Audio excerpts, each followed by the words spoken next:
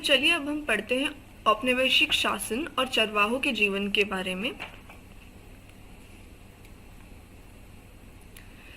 औपनिवेशिक शासन के दौरान चरवाह की जिंदगी में ढेर सारे बदलाव आए।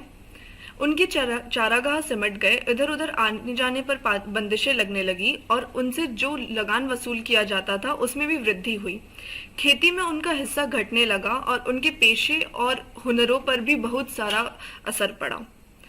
अंग्रेजी सरकार जो थी वो चारागाहों को खेती की जमीन में तब्दील करना चाहती थी। जमीन से मिलने वाला लगान उसकी आमदनी का एक बड़ा स्रोत था। खेती का क्षेत्रफल बढ़ाने से सरकार की आय में और बढ़ोतरी हो सकती थी। इतना ही नहीं, इससे जूट, कपास, गेहूं और अन्य खेतीहर चीजों के उत्पादन में भी इजाफा होता, जिनकी इंग्लैंड में बहुत ज्यादा जरूरत थी। तो आप देख सकते हैं जैसे औपनिवेशिक शासन आया तो अंग्रेजों ने सबसे पहले अपने जमीन के जो रूल्स थे वो बदलने लगे और इसकी वजह से वो चाहते थे कि जो जमीन है, खेती की जो जमीन है वो बढ़ती जाए। कल्टीवेशन एरिया जिसको ये लोग कहते थे, क्योंकि वो अंग्रेजों की जो इंग्लैंड में जरूरतें थी वो पूरी करता। और इस वजह से जो चरवाहे थे उनकी जो जमीन थी वो सिमट गई, जहाँ पे वो चारा चरने के लिए भेजते थे। जो जंगल वंगल थे वो सिमटने लगे, जो जैसा कि हमने इसके पहले वाले अध्याय में भी देखा था। तो अंग्रेज अफसरों को बिना खेती की जमीन का कोई मतलब समझ में नहीं आता था। उससे ना तो लगान मिलता था और ना ही उपज। अंग्रेज ऐसी जमीन को बेकार मानते थे। मतलब अंग्रेजों के लिए जो जमीन पे खेती नहीं हो रही है वो जमीन बेकार है, क्योंकि ना तो वहां पे लगान मिल रहा है उनको और ना ही वहां पे कुछ खेती हो पा रही है, मतलब कोई चीज का उत्पादन हो पा रहा है। उसे खेती के लायक बनाना जरूरी था। इसी बात को ध्यान में रखते हुए 19वीं शताब्दी के मध्य से देश के विभिन्न भागों में परती भूमि विकास के लिए नियम बनाए जाने लगे। इन कायदे कानूनों के जरिए सरकार गैर खेतीहर जमीन को अपने कब्जे में लेकर कुछ खास लोगों को सौंपने लगी। इन लोगों को कई तरह की रियासतें दी गई और इस जमीन को खेती के लायक बनाने और उस पर खेती करने के लिए जमकर बढ़ावा दिया गया। ऐसे कुछ लोगों को गांव का मुखिया बना दिया गया। इस तरह कब्जे में ली गई ज्यादातर जमीन चारागाहों की थी, जिनका चरवाहे नियमित रूप से इस्तेमाल किया करते थे। इस तरह खेती के फैलाव से चारागाह सिमटने लगे और चरवाहों के लिए समस्याएं पैदा होने लगी। तो जैसा कि हमने देखा कि जब इन लोगों ने जमीन, जो ब्रिटिश थे उन्होंने जो जमीन खेती के लिए दे दी वो खेती चरवाहों की थी और उस वजह से जो चरने के लिए जो जमीन इस्तेमाल की जाती थी वो सिमटने लगी। अब हम देखेंगे वन अधिनियम के बारे में। 19वीं सदी के मध्य तक आते आते देश के विभिन्न प्रांतों में वन अधिनियम भी पारित किए जाने लगे थे। इन कानूनों की आड़ में सरकार ने ऐसे कई जंगलों को आरक्षित वन घोषित कर दिया जहां देवदार या साल जैसी कीमती लकड़ियां पैदा होती थी। इन जंगलों में चरवाहों के घुसने पर पाबंदी लगा दी गई। कई जंगलों को संरक्षित घोषित कर दिया गया। इन जंगलों में चरवाहों की चरवाही के कुछ परंपरागत अधिकार तो दे दिए, लेकिन उनकी आवाजाही पर फिर भी बहुत सारी बंदिशें लगी रही। औपनिवेशिक अधिकारियों को लगता था कि पशुओं के चरने से छोटे जंगली पौधे और पेड़ों की नई कोपलें नष्ट हो जाती है। उनकी राय में चरवाहों के रेवड़े छोटे पौधों को कुचल देते हैं और कोपलों को खा जाते हैं, जिससे नए पेड़ों की बढ़त रुक जाती है। वन अधिनियमों ने चरवाहों की जिंदगी बदल डाली। अब उन्हें उन जंगलों में जाने से रोक दिया गया जो पहले मवेशियों के लिए बहुमूल्य चारे का स्रोत थे। आपने देखा कि जो अंग्रेजों का मानना था कि जो ये मवेशी होते हैं वो इनके जो छोटे छोटे सैपलिंग्स जिसको हम बोलते हैं, जो कलियां रहती हैं नए नए पेड़ उगाने के लिए, उसको कुचल देती है या तो खा जाती है। इस वजह से इन लोगों का आना बहुत कम कर दिया था। मतलब आना जाना जो था उस पर बहुत सारी रोक टोक लगा दी गई थी। जिन क्षेत्रों में उन्हें प्रवेश की छूट दी गई वहां भी उन पर कड़ी नजर रखी जाती थी। जंगलों में दाखिल होने के लिए उन्हें परमिट लेना पड़ता था। जंगल में उनके प्रवेश और वापसी की तारीख पहले से तय होती थी और वहां जंगल में बहुत कम ही दिन बिता सकते थे। अब चरवाहे किसी जंगल में ज्यादा समय तक नहीं रह सकते थे, भले ही वहां चारा कितना ही हो, घास कितनी भी क्यों ना हो और चारों तरफ घनी हरियाली हो। उन्हें इसीलिए निकलता पड़ता था क्योंकि जब उनकी जिंदगी वन विभाग द्वारा जारी किए परमिटों के अधीन थी। परमिट में पहले ही लिख दिया जाता था कि वह कानूनन कब तक जंगल में रहेंगे। अगर वह समय सीमा का उल्लंघन करते थे तो उन पर जुर्माना लगा दिया जाता था। तो मतलब आप देख सकते हैं कि जो वन कानून थे उसमें उनके आने जाने पर रोक टोक थी, वहां पे वो कितने दिन रुक सकते हैं उस पर भी रोक टोक थी। इससे फर्क नहीं पड़ता कि वहां पे कितना चारा उनके जानवरों के लिए है, पर फिर भी उनको सिर्फ एक समय तक के ही वहां पे रोका जा सकता था। और उसके लिए भी उनको बहुत ज्यादा मेहनत करके परमिट्स लेनी पड़ती थी। परमिट मतलब एक परमिशन लेनी पड़ती थी, एक साइंड फॉर्म मिलता था उनको, जिसमें अंग्रेज पहले से ही तय कर देते थे कि वो लोग कितने टाइम तक वहां पे रुक सकते हैं।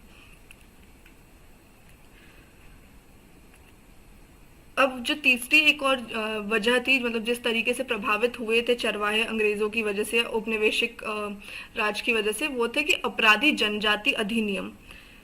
अंग्रेज अफसर घुमंतु किस्म के लोगों को शक की नजर से देखते थे। वे गांव-गांव जाकर अपनी चीजें बेचने वाले कारीगरों व व्यापारी और अपने रेवड़ के लिए हर साल नए नए चारागाहों की तलाश में रहने वाले, हर मौसम में अपनी रिहाइश बदल लेने वाले चरवाहों पर यकीन नहीं कर पाते थे।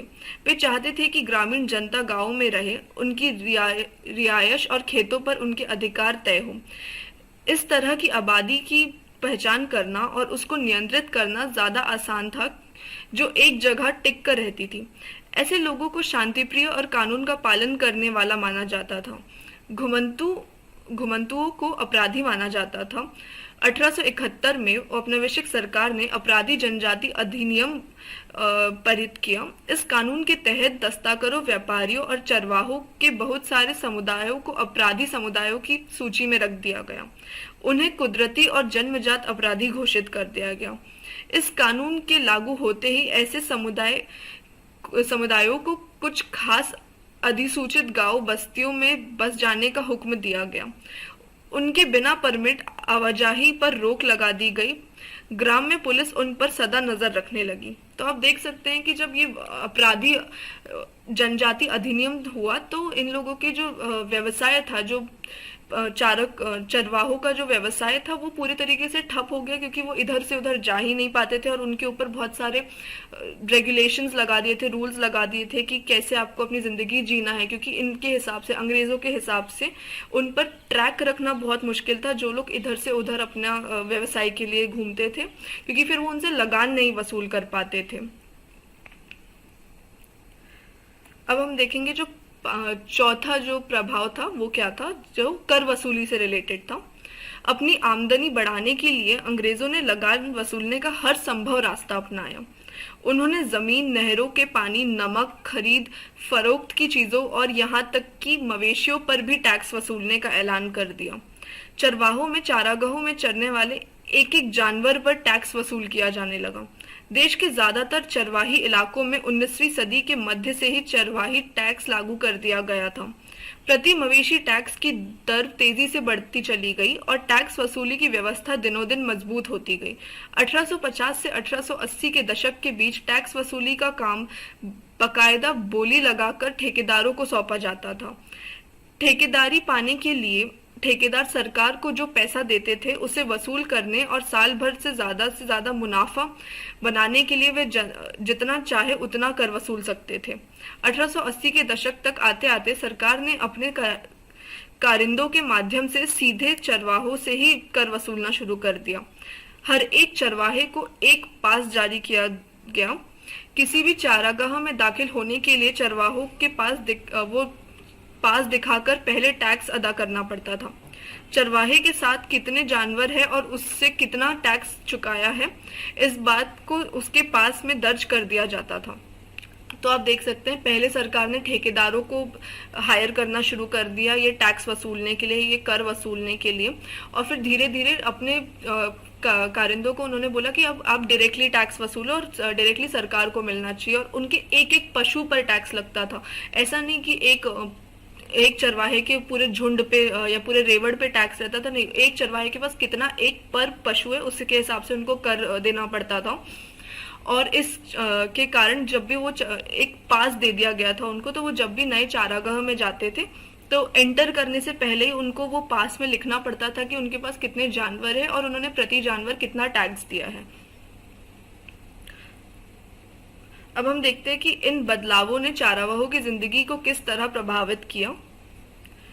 तो इन चीजों की वजह से वजह से चारागाहों की गंभीर कमी पैदा हो गई। जैसे जैसे ज्यादा से ज्यादा चारागाहों को सरकारी कब्जे में लेकर उन्हें खेतों में बदला जाने लगा, वैसे वैसे चारागाहों के लिए उपलब्ध इलाका सिकुड़ने लगा।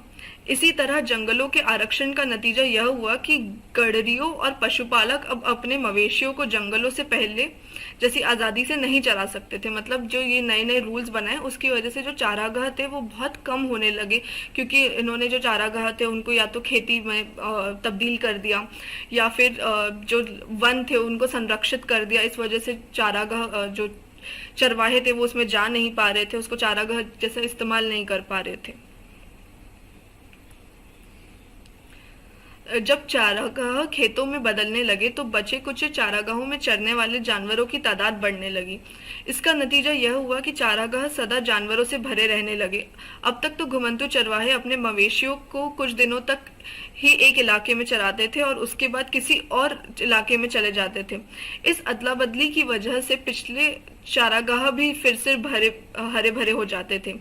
लेकिन चारागाहों की आवाजाही पर रोक जो बंदिशें लगी उसके बाद चारागाहों के बेहिसाब इस्तेमाल से चारागाहों का स्तर गिरने लगा। जानवरों के लिए चारा कम पड़ने लगा, फलस्वरूप जानवरों की सेहत और तादाद भी गिरने लगी। चारे की कमी और जब तब पड़ने वाला अकाल की वजह से कमजोर और भूखे जानवर बड़ी संख्या में मरने लगे। मतलब जो पहले जो चरवाहे थे वो क्या करते थे, एक जगह पे रुकते थे, वहां पे चरते थे और फिर अपनी जगह बदल लेते थे, जैसा कि हमने अभी पठारी और रेगिस्तान और अलग अलग जगहों के चरवाहों के बारे में पढ़ा। लेकिन जब ये जो पूरे कॉम्प्लिकेशंस थे जो ब्रिटिश सरकार उनके ऊपर लगा रही थी, जो रूल्स थे वो जब लगा रही थी, तो ये बंदिशों के कारण इनके जो चारागाह थे वो कम होने लगे और फिर इस वजह से एक ही चारागाह में बहुत सारे जानवर थे, तो जिस वजह से जानवरों के खाद्य की बहुत कमी हो गई और बहुत सारे जानवर मरने लगे।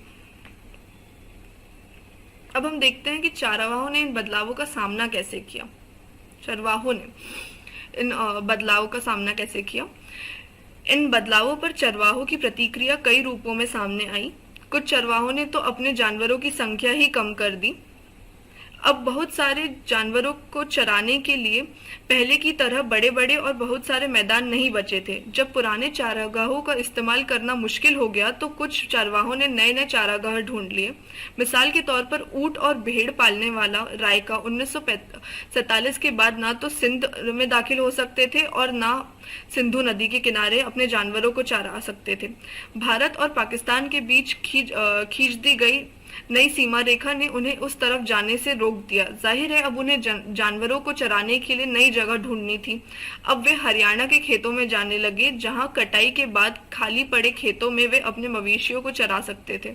इसी समय खेतों को खाद की भी जरूरत रहती थी, जो इन्हें इन जानवरों के मूल मूत्र से मिल जाती थी। तो आप देख सकते हैं कि अब बहुत सारी इन वजहों के कारण चारागाह तो कम हो गए थे, लेकिन इसका सामना कैसे किया जाए। तो जो कुछ कुछ चरवाहे थे उन्होंने सोचा कि हम हमारे जानवर ही कम कर देते, तो उन्होंने अपने पशु को कम कर दिया। लेकिन कुछ कुछ चरवाहों ने नई जगह ढूंढ ली, जैसे इन्होंने एक एग्जाम्पल दिया, उदाहरण दिया था, किताब में आपके लिखा होगा कि हरियाणा में ढूंढ लिया, क्योंकि पहले सिंध की तरफ जाते थे पर तब अब वहाँ पाकिस्तान बन गया था। तो उन्होंने वहाँ पे ढूंढ लिया और वहाँ पे हरियाणा के जो खेतों में जो कृषि थे वो भी बहुत खुश थे इनके आने से, क्योंकि जो चरवाहे रहते हैं उनका जो मूल मूत्र रहता है, मतलब इनका जो गोबर वगैरह रहता है वो बहुत अच्छा रहता है, जमीन पे बहुत उपजाऊ जमीन को बना देता है। तो इस वजह से ये लोग उनका स्वागत भी करते थे। समय गुजरने के साथ कुछ धनी चरवाहे जमीन खरीद कर एक जगह बसकर रहने लगे। उनमें से कुछ नियमित रूप से खेती करने लगे, जबकि कुछ व्यापार करने लगे। जिन चरवाहों के पास ज्यादा पैसा नहीं था वे खुद सूदखोरों से ब्याज पर कर्ज लेकर दिन काटने लगे। इस चक्कर में बहुतों के मवेशी भी हाथ से जाते रहे और वे मजदूर बनकर रह गए। वे खेतों या छोटे मोटे कस्बों में मजदूरी करते दिखाई देने लगे। तो आप ये भी देख सकते हैं कि कुछ कुछ जो चरवाहे थे वो सेटल हो गए, वो एक ही जगह पे रुक गए, उन्होंने जमीन खरीद ली या व्यवसाय शुरू कर दिया, उस पर खेती करने लगे कुछ ना कुछ। और जो गरीब थे, जो ऐसा नहीं कर पाए, उन्होंने कर्ज लेना शुरू कर दिया सूदखोरों से, और जब वो कर्ज नहीं चुका पाए तो उसकी वजह से उनकी जो पशु थे वो उनके हाथों से चले गए, और जब उनके पशु उनके हाथों से चले गए तो उनको सिर्फ मजदूरी का ही एक सिला बचा था उनके पास आखिरी। तो वो मजदूरी करने लगे, या तो जमीन पर खेती के दौरान या कुछ और। उसके अलावा इस सब के बावजूद चरवाहे केवल आज भी जिंदा है, बल्कि हाल के दशकों में कई जगह तो उनकी संख्या में वृद्धि भी हुई है। जब भी किसी इलाके के चरागाहों में उनके दाखिले पर रोक लगा दी जाती, वे अपनी दिशा बदल लेते, रेवट छोटा कर लेते और नई दुनिया के मिजाज से तालमेल बिठाने के लिए दूसरे काम धंधे भी करने लगे। बहुत सारे परिस्थिति विज्ञानी मानते हैं कि सूखे इलाकों और पहाड़ों में जिंदा रहने के लिए चरवाही ही सबसे व्यवहारिक रास्ता है। बहरहाल चरवाहों पर इस तरह के बदलाव सिर्फ हमारे देश में ही नहीं थोपे गए थे। दुनिया के बहुत सारे इलाकों में नए कानूनों और बसाहट के नए तौर तरीकों ने उन्हें आधुनिक दुनिया में आ रहे बदलावों के मुताबिक अपनी जिंदगी का ढर्रा बदलने पर मजबूर किया है। तो मतलब चरवाहे आज की जिंदगी से तालमेल बनाने की कोशिश कर रहे हैं, और बहुत सारे लोग मानते भी है कि ये चरवाहे के लिए ये जो जीवन है चरवाहों का वो सही भी है, स्पेशली वो क्षेत्रों में जहाँ पे बारिश कम रहती है और सूखा पड़ा रहता है। पर ये जो चीजें हुई है वो सिर्फ भारत देश में नहीं हुई है, वो अलग अलग देशों में भी हुई है।